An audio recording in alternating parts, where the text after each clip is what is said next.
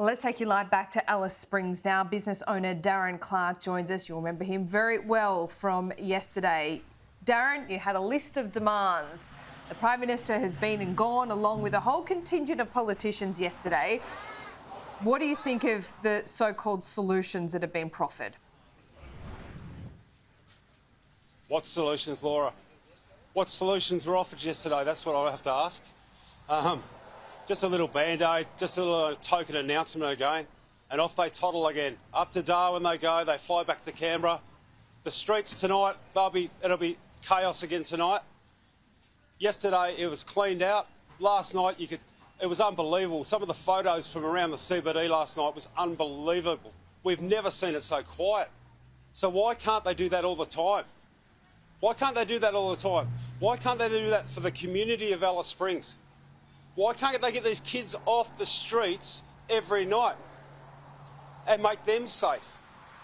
It's nearly bordering on corruption what's going on up here. It's an absolute disgrace. Yeah, what Natasha Files said yesterday, Darren, really doesn't marry with what you've said.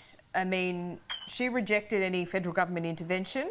She actually said that there is enough police in Alice Springs, but that's not what you see.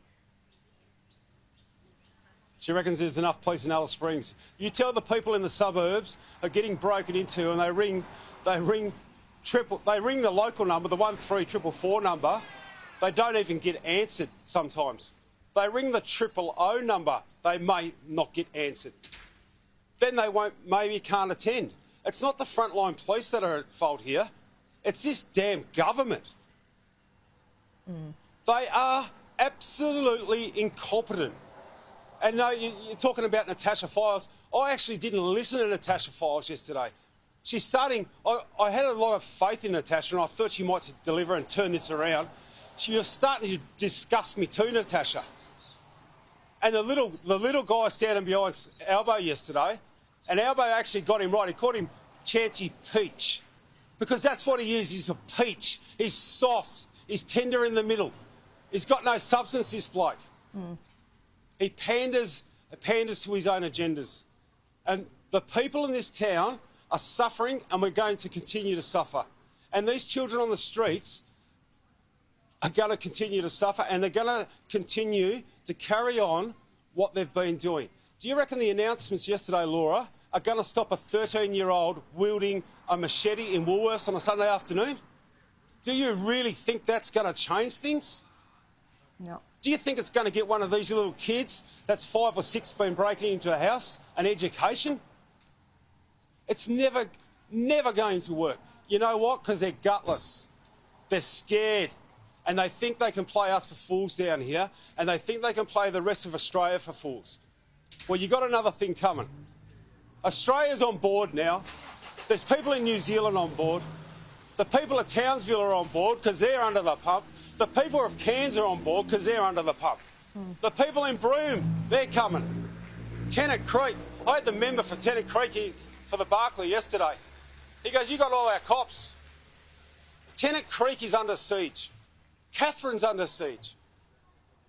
You know what? If Darwin's about 12 months behind where we are. So 12 months ago, we are where Darwin is now. So let's try and prevent the crime and this escalating in Darwin. Let's bring 2 alcohol-free days to Darwin. Let's try that on. Let's see how that goes down, Natasha. Chance, you go up there and tell the people of Darwin they can't buy beer for 2 days. Gee, go on, have the guts to do that, because you won't do it.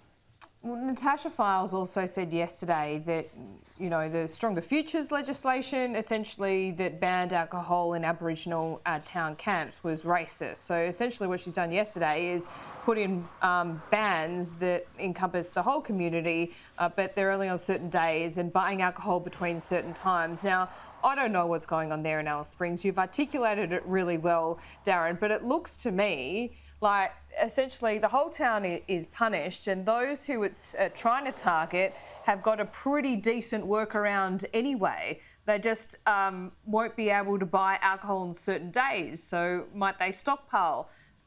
What's going to happen here? What's going to be the effect of that alcohol so-called temporary restriction or ban?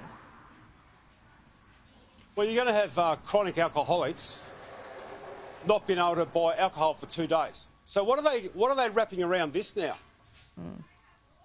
What are they doing what are they going to do? Because I know what's going to happen.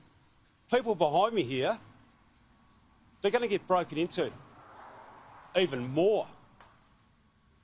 These people are going to get angrier and angrier because they can't have a drink and there's no service or wraparound service to help them people. They're going to get angry. Your domestic violence will actually probably go up. These guys have got no clue. And Albo, why are you listening to them? They've completely failed this whole thing for 6 years. You fly up here. I bet you all sat around that little table yesterday and looked at each other at the start and went, what do we do? Yeah. Filesy, she comes back from holidays Monday morning. She's on a plane down here yesterday morning. What, with a solution in a day? 6 years, 3 years we've been campaigning that. We told them this is where we'd be. What, you actually haven't sat down and come up with a plan? It's just all fudge. It's a token announcement yesterday. There's more money being thrown at programs that don't work. How about you spend the money in the bush, do an economy in the bush, get these people an economy in the bush, get them jobs. They've got no hope. You can train them all you like. They haven't got a job out there because governments keep failing on economic development in remote communities, and they wonder why they migrate to the towns like Alice Springs. For crying out loud, someone stop and have a think about it. Show some courage. Make the tough decisions. Don't worry about your political career or if your government wins the next election. How about you save and work for a race of people that have been suppressed and disadvantaged for so long? Yeah. Because you know what? You're too weak. You're too weak and it's too hard.